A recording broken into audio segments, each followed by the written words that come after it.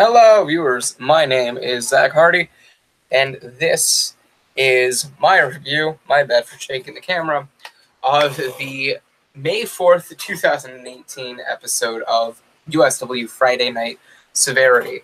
I'm sorry for this coming out late. I had something to do Friday night. Saturday and Sunday I was busy all day, and yesterday I was getting stuff done, and I was just finishing up work all day today. So, with that being said, what was I going to say? With that being said, the review had to wait until today, so I apologize for making you wait that long. However, when it comes down to the episode of Severity from this past Friday night, I think, first off, I don't think it was as good as Intensity, but I don't think it was trying to be. I expected the first Intensity, or the first Severity, after Call to Greatness to be a little bit different, more along the lines of impactful, like shocking, so on and so forth. I did not expect it to kind of just be like an average episode of Severity with, something new here and there. And in my opinion, last Friday's Severity was all right. It wasn't like bad. It wasn't fantastic, but it wasn't bad. It wasn't just flat or anything along those lines. It was a good show. It was a good show. I don't think it was as good as Intensity. I think Intensity offered a little bit more than Severity did. However, if I had to pick a word for Severity this past Friday night, I would say it was good. I don't think it was great. I don't think it was fantastic. I'm trying to keep my voice down because Lord knows exactly I can get loud. But it wasn't bad, and it wasn't it wasn't horrible or anything like that. It was good. It was even a little bit better than in the middle. It was good. That being said, I think Intensity was a better show this past week. I'm looking forward to seeing what happens this week and how the storylines are furthered. Overall, I think it was a good show, and I think the reason for Severity not really pulling out all the punches immediately right out of the gate, like Intensity did, was because Intensity has no remorse technically this Sunday, and Severity has final chapter in 3 weeks now. So they don't have to rush into stories. They don't have to rush into feuds. They don't have to rush into this, that, and everything else immediately like Intensity has to do. So I think that is a big reason for why Severity was not as good of a show as Intensity was, because they didn't have to clamor everything in, and they could just kind of take it easy and coolly and calmly coast into final chapter. I think it was a good show. I think it definitely kept itself contained for the situation. I don't like when matches for pay-per-view 4 weeks out are determined 4 weeks out. I like it when at least 1 or 2 or 3 matches before or on a pay-per-view are made clear the week before the pay-per-view. I like when it's just kind of built up, but it's not confirmed until like the first or second week away from the pay-per-view. So I like what Severity did with their show this past Friday. I think the mindset was there, and I'm looking forward to the next couple of weeks to see the storylines play out. Who will challenge Masha Geta for the World Heavyweight Championship? The next match for the International Championship, or Global Championship, International Championship as well. I'm looking forward to seeing what the Promised Land does, and so on and so forth. But with that being said, I think we've talked enough about the show overall. We should now get into it piece by piece, and we start out with the opening segment of Masha Geta walking out as the new World Heavyweight Champion. He starts mocking a bunch of the crowd's chants of "We want Cannon," or just flat-out Cannon chants, by saying that Cannon is no longer the second, or is no longer at the top of Severity, and now that is Masha Geta's yard to play, and he now rules the roost on the Severity brand, and as World Heavyweight Champion, he's technically not wrong. God, that fan is loud. I'm gonna look at that thing.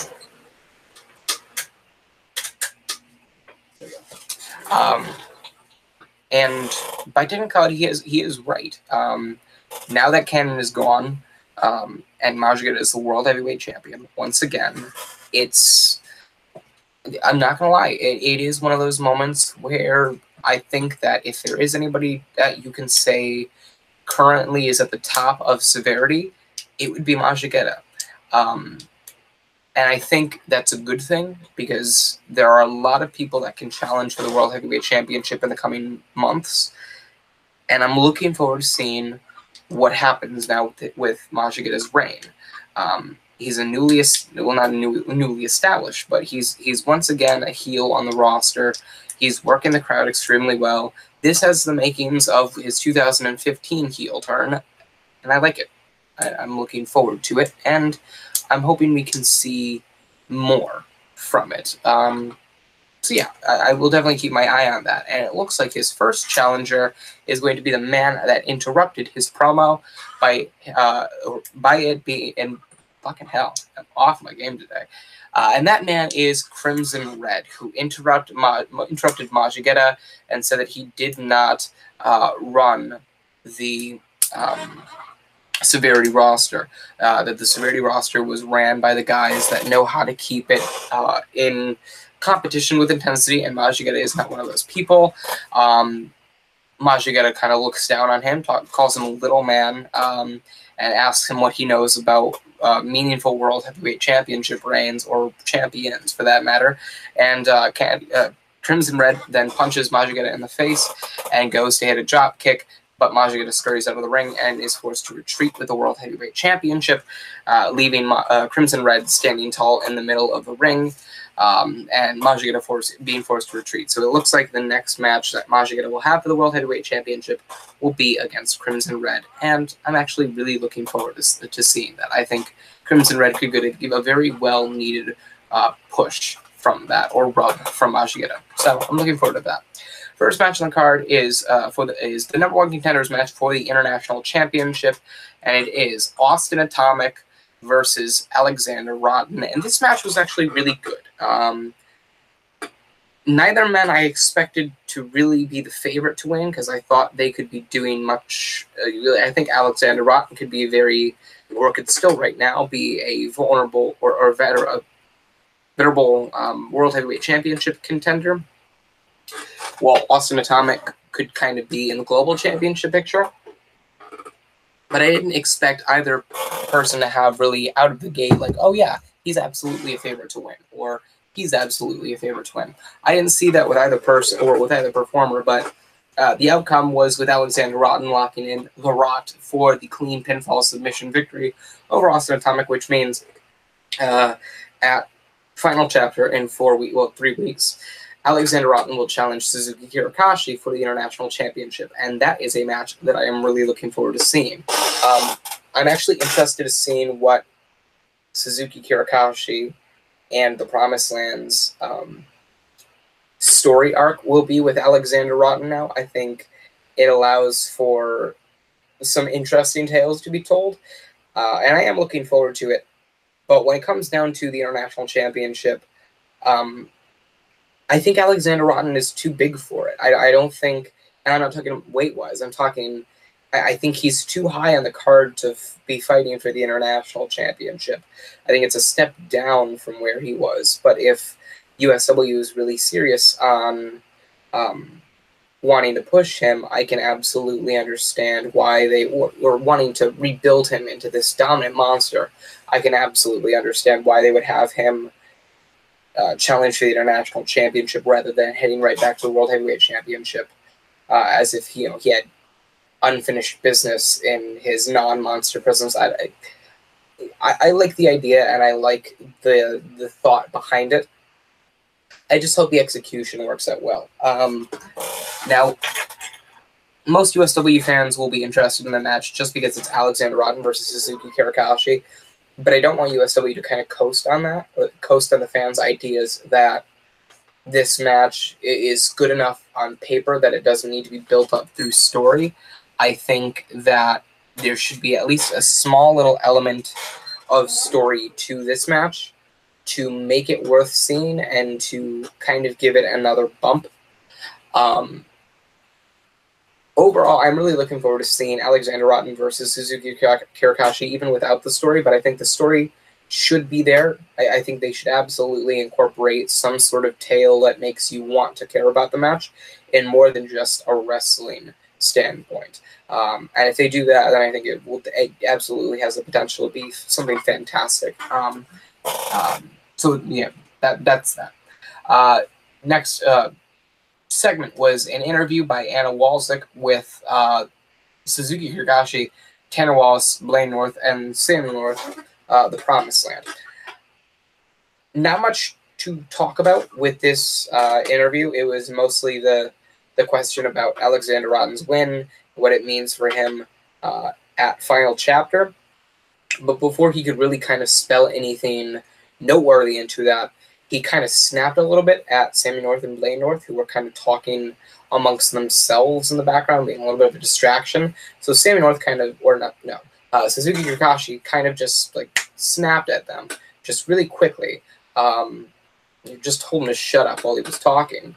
And that was pretty much that. There wasn't much to it. There wasn't... it wasn't like he's like one of them smacked each other or if insulted the other. It was just kind of this like annoyance from Suzuki Kirokashi. I don't know what that was supposed to play in. Maybe Suzuki Kirokashi's disdain for Samuel North.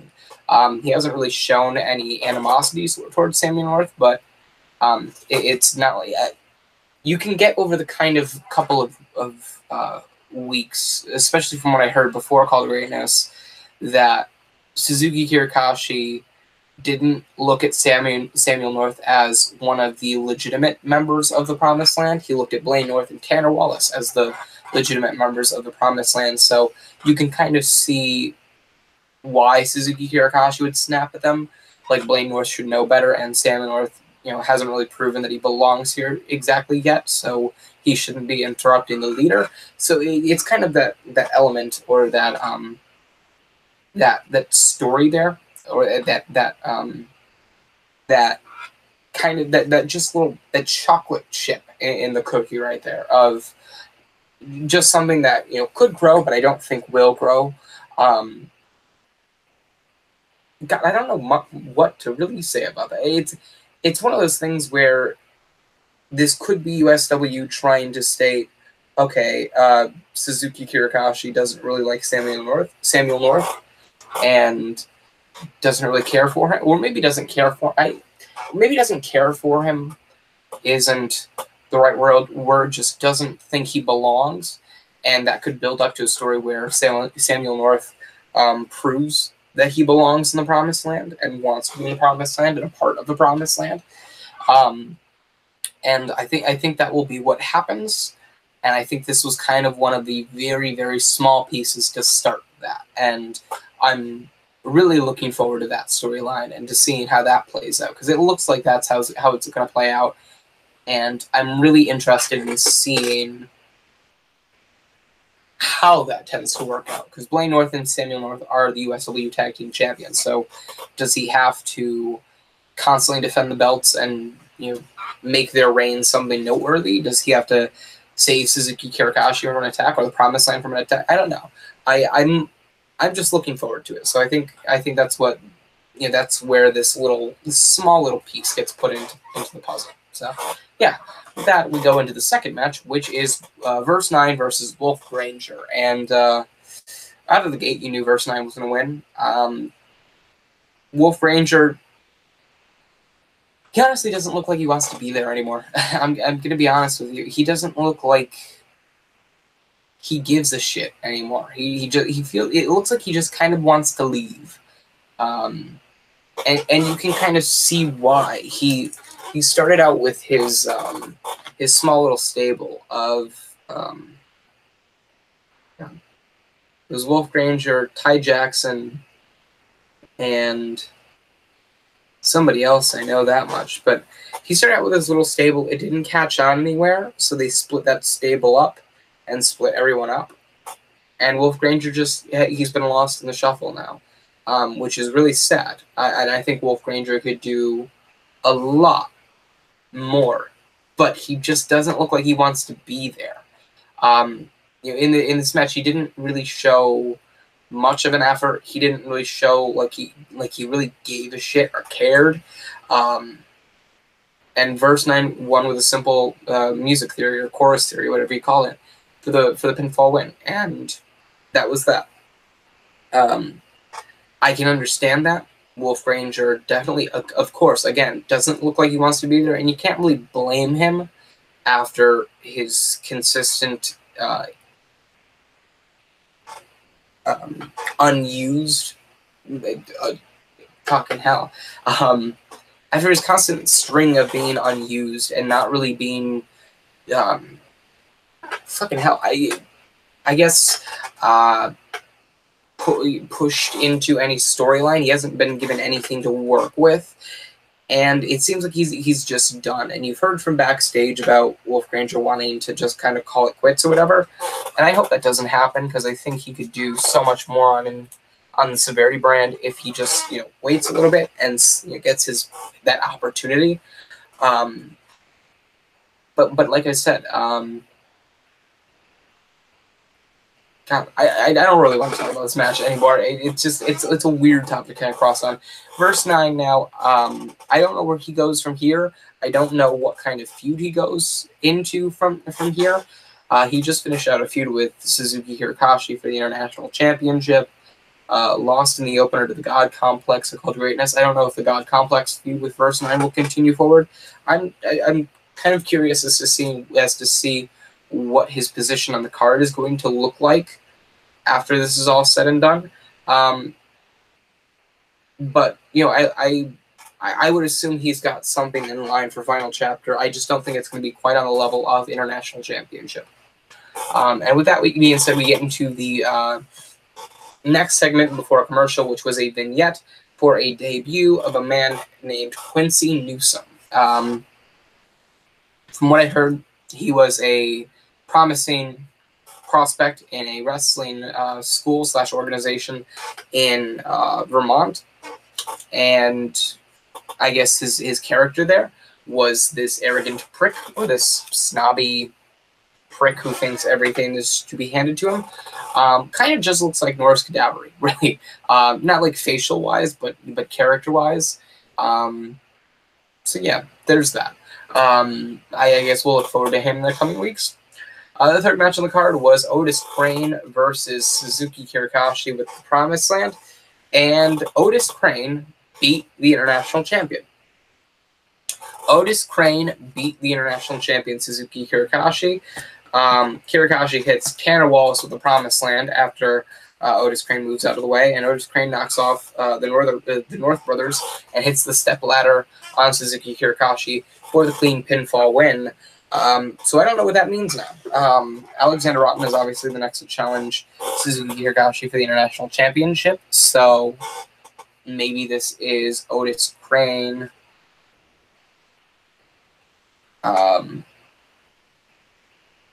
being set up for a spot in the International Championship picture, or the Global Championship picture. I have no idea, but I'm interested, and I'm intrigued. It's something that I think will be interesting to see unfold. So yeah, Otis Crane very shockingly beats Suzuki Kirokashi, the International Champion. We then get into a promo backstage with the God Complex, promising to obliterate everyone, and that includes Alicia Sinclair, kind of hinting towards an Aphrodite versus Alicia Sinclair feud. I'm interested in seeing that, and I'm looking forward to seeing what happens from there. Next match was the main event between Ash and Jacob Langston. So Jacob Langston beaten easily by Ash. A squash match is the main event of Severity. And after the match, Ash gets on the microphone and introduces the world to the new XXL and the new Indigo Child, a.k.a. Hell on Earth, which is, I guess, befitting of a chaotic stable. I think it kind of, if Ash's group is going to be run roughshod over the roster, then I think it's a befitting name as well.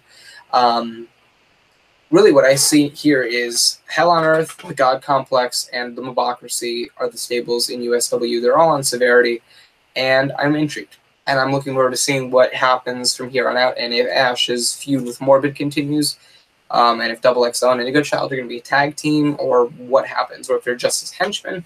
I have no clue, but I am interested to say the least.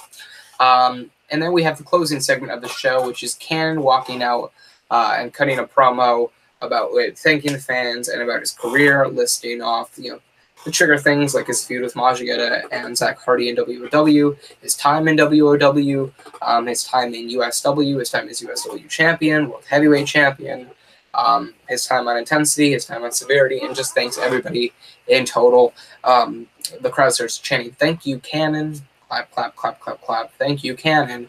And Cannon just goes up to the corner to pose and thank them. He gets off the corner, turns around, gets hit with a massive decapitator by Majigeta, just sweeping him clean off his feet.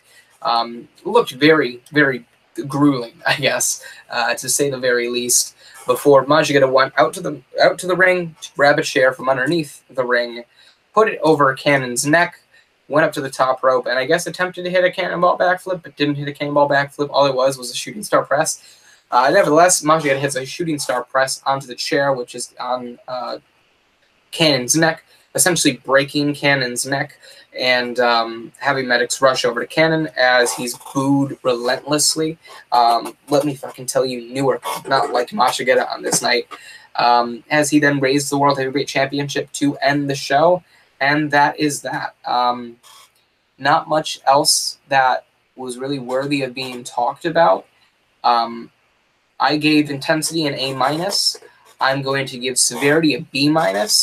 I think that there was reason for not pulling out all the stops in the first Severity after Call to Greatness.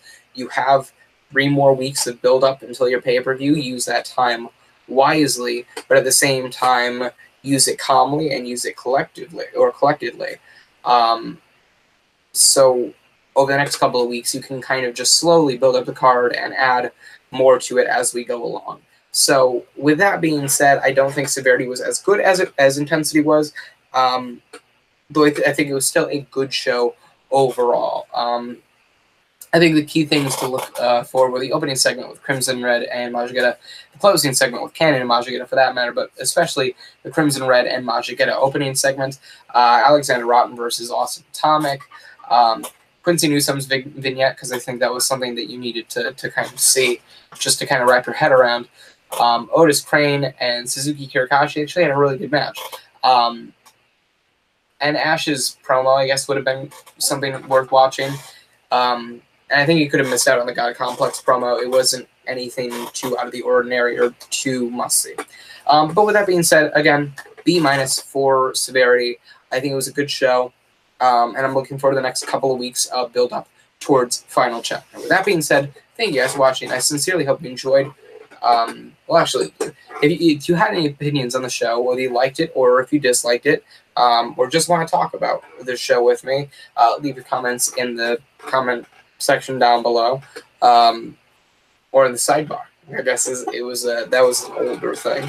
And I will be very happy to talk to you about the show as well and discuss it with you as we go along. But with that being said, thank you guys for watching. I sincerely hope you enjoyed. Remember to like, comment, and subscribe for more. I am Zach Hardy. I'm signing off.